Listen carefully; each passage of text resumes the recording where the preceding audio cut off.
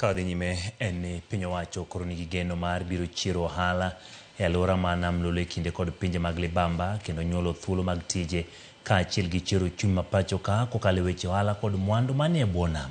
Ma bang' chiwo ayanga meli mar MV Uhuru 2 ne kambi reru Kenya Railways odiochieng' ma kawuono e nyasi mane obagi log tich mar Kenya Shipyards Limited e kaunti ma Kisumu. Jatend migawo mar lweny Soipan Tuya kaachiel gi nyawadgi migawo mawuoth Davis Chirchir nokawo thuolono mar jiwo migepe duto mag piny owacho mondo tim machiegni kaluwore ni mano biro chwalo weche dongruok ne jopiny e yo mapiyo kendo gero uchumi ma pacho ka. Gavana ma Siaya James Orengo bende ne oyuoro nyasino osingo matiyo machiegni gi Kenya Shipyards Limited e gero yiedhi ma ibiro chwale wedhe ma Siaya. Meli mar MV Uhuru 2 ochako wuodhe mokwongo kawuono kowuok e pacho ka kochomo piny malibamba ma Uganda gi kit mwandu mopogore opogore. Kaluwore gi tend Kenya Shipyards, MV Uhuru 1 ochwalo modhi maromo lita milion 7 e pinje mag libamba ka koro ma igeno ni dhi medore kaluwore gi biro mar MV Uhuru 2. We can partner together in many other areas so that we can have such an investment for this country.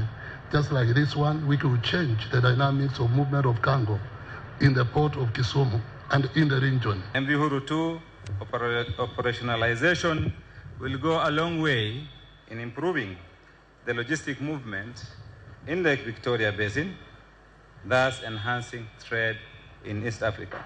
We want boats, we want water ambulances.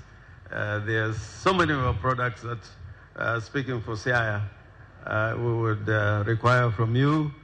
She is a step towards realizing our goals of improving regional connectivity, enhancing trade routes, and positioning our nation as a key pillar in the East African maritime landscape. The Uhuru 2 operation have commenced at a time when the government has implemented significant infrastructure investment around Kisumu Port. This includes the upgrading of the Kisumu Port, which is crucial for connectivity, connecting Kenya with Uganda and Tanzania, and all the way, of course, to Rwanda and DRC. The port has seen improvements in handling capacity, increasing its cargo throughput to over